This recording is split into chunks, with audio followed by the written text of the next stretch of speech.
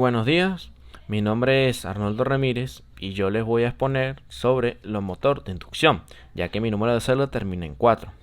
Para empezar hablando sobre el motor de inducción, le voy a dar una pequeña definición sobre este tipo de este motor. Es también llamado por motor de asíncrono o asincrónico y que es un tipo, vamos a decir, de motor de corriente alterna en el que la corriente eléctrica del motor o del rotor, disculpen, necesaria va a producir torsión que esta es inducida por inducción electromagnética del campo magnético de la bobina del estator. Por lo tanto, vamos a decir que un motor de inducción no requiere como que una conmutación mecánica aparte de su misma excitación o para todo o parte de la energía transferida del estator al rotor. Vamos a decir como en los motores universales, los motores de corriente directa y los grandes, vamos a decir que motores síncronos. Y se puede decir que el primer prototipo de motor eléctrico capaz de funcionar con corriente alterna fue desarrollado y construido por el ingeniero Nikola Tesla y presentado en el American Institute of Electrical Engineers. Vamos a decir que en español esto podemos llamarlo como el Instituto, vamos a decir que americano de Ingenieros Eléctricos, que también actualmente es IEEE en 1888. También se puede decir que el motor asíncrono, vamos a decir trifásico, está formado, vamos a decir que por un rotor que puede ser de dos tipos.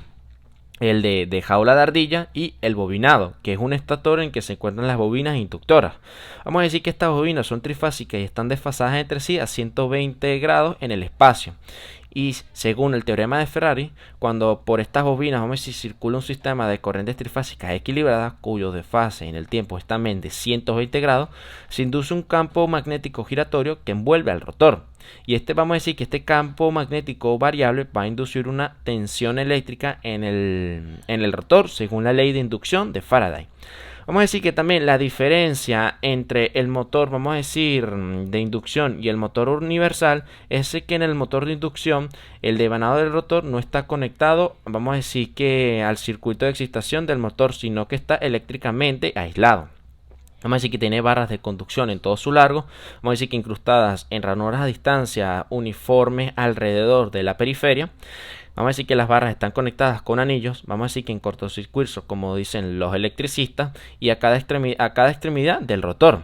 Y están soldadas, vamos a decir que a las extremidades de las barras, vamos a decir que este ensamblado se parece mucho a las pequeñas jaulas rotativas para ejercitar a mascotas como son los hámsters, y por eso se llama jaulas de ardilla. Y los motores de inducción, vamos a decir que se llaman motores de jaula de ardilla. Ya habiendo terminado esta parte, ahora también les voy a hablar sobre su funcionamiento. Vamos a decir que el motor, vamos a decir, de inducción o asincrónico, vamos a decir que funciona según el principio de inducción mutua de Faraday. Vamos a decir que dice que al aplicar corriente alterna trifásica a las bobinas inductoras, se produce un campo magnético giratorio, conocido como, vamos a decir, como rotante,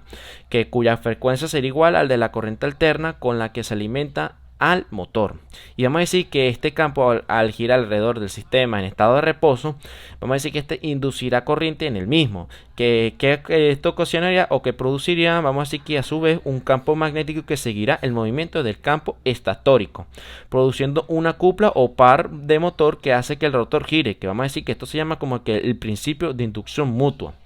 Vamos a decir que como la inducción en el rotor solo se produce si hay una diferencia en las velocidades relativas del campo estatórico y rotórico, la velocidad del rotor nunca alcanza la del campo rotante. De lo contrario, si ambas velocidades fuesen iguales, no habría inducción y el rotor no produciría a par.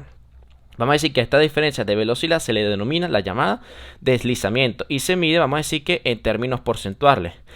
Vamos a decir que por lo que es la razón por la cual los motores de inducción se les denomina asincrónicos, ya que la velocidad rotórica difiere levemente la del campo rotante y que vamos a decir que el deslizamiento difiere con la carga mecánica aplicada al rotor, siendo máximo como la máxima carga aplicada al mismo.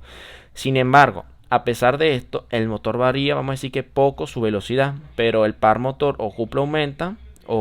cupla aumenta y con ello vamos a decir la intensidad de corriente consumida, por lo que se puede deducir que son, vamos a decir que motores de velocidad constante. Vamos a continuar ahora también como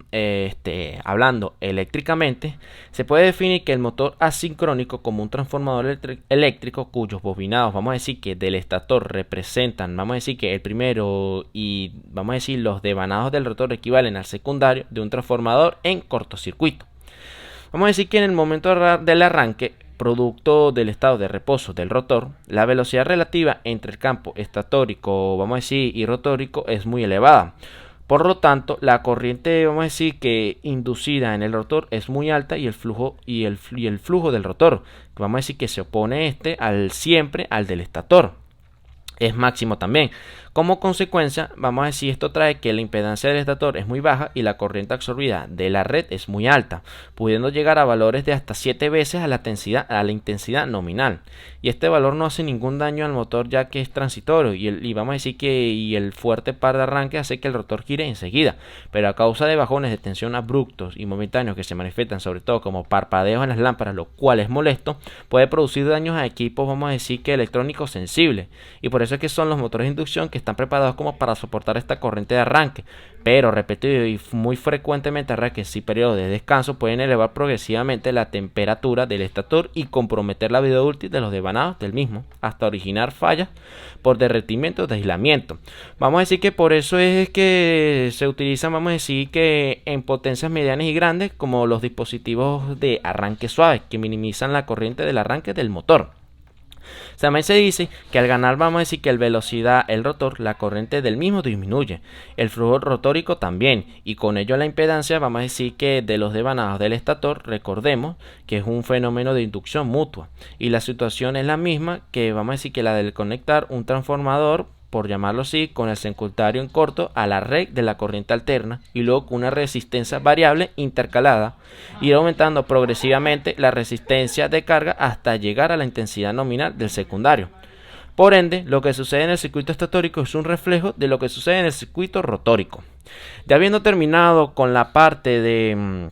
vamos a suponerlo, llamándolo así, del funcionamiento, ahora yo les voy a hablar sobre los circuitos equivalentes vamos a decir que del motor de inducción. Primero llamándolo, vamos a decir que el circuito equivalente de un motor, vamos a decir de inducción, es muy similar al de un transformador, disculpen, debido a que la acción de la transformación que ocurre al inducirse corrientes en el rotor desde el estator.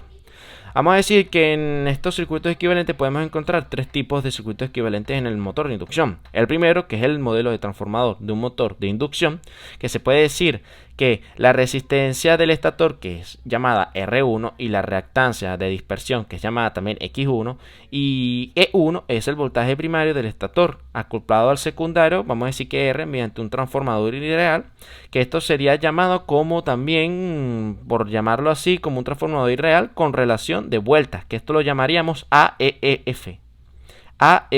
disculpen. Y el voltaje, que vamos a decir que es ER, que es producido en el rotor, o vamos a decir ocasiona un flujo de corriente en el rotor, y que RC es el componente de pérdidas en el núcleo, y que JXR, vamos a decir que vamos llamándolo así, son las impedancias del rotor, y que asimismo que son la constituyen como que la corriente de línea, y IM la corriente de magnetización, y IR es, vamos a llamar también el flujo de corriente en el rotor, y I2 es la corriente rotórica, por llamarlo así. Ahora, como el segundo tipo de circuito equivalente, podemos decir que es el circuito de modelo del rotor. Vamos a decir que cuando mayor sea el movimiento relativo entre vamos a decir que los campos magnéticos del rotor y del estator, mayor será el voltaje, vamos a decir que resultante en el rotor y la frecuencia del rotor. El mayor movimiento relativo ocurre cuando el rotor se encuentra estacionario, condición llamada, vamos a decir que de rotar detenido. Y de modo que si se induce en el máximo voltaje y el máxima frecuencia del rotor, el voltaje y la frecuencia vamos a decir que son directamente proporcionales al deslizamiento del rotor, donde vamos a decir que ER es el voltaje vamos a decir que a rotar bloqueado, S es el llamado desplazamiento y vamos a decir IFE es vamos a decir que llamada la frecuencia de línea. Y la reactancia del rotor,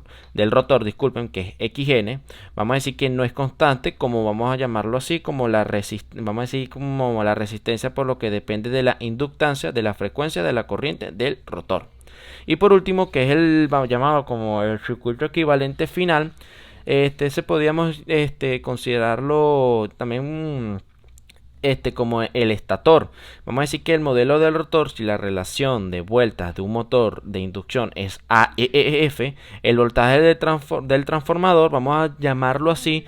Esta también el problema es que no tengo como para mostrarle la fórmula en la que se está trabajando, la que se consideraría. Sería como que la fórmula de E1, que es igual a ER, que sería el voltaje rotatorio, vamos a llamarlo así, que es igual a AFF por ERO. Y la corriente de impedancia rotatoria, vamos a decir, o rotórica, serían como que I2 es igual a IR entre AFF. Y vamos a decir que se definen como R2, que es AEFF al cuadrado, por, vamos a decir que XR. Y X2 sería A al cuadrado AEFF por X, vamos a decir también XRO. Ya habiendo terminado con esta parte, ahora vamos a decir la importancia que esto trae a nosotros como los ingenieros industriales al futuro.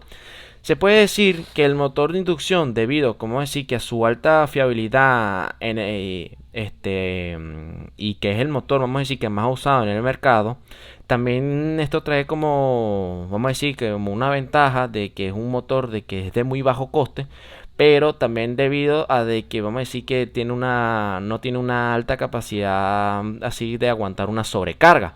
Pero podemos considerar de que este motor a medida en un futuro puede ser utilizado, ya que está siendo, vamos a decir que en estos momentos ha sido en parte para el uso de automóviles. También podemos considerar de que este motor, si se le mejora, vamos a decir que una parte de la sobrecarga, y también vamos a decir que tenga una alta vamos a decir de que sigue estando así, que pueda ser conectado directamente, vamos a decir que una corriente alterna, este motor podría ser utilizado además en el uso de automóviles como también en labores a nivel de empresa,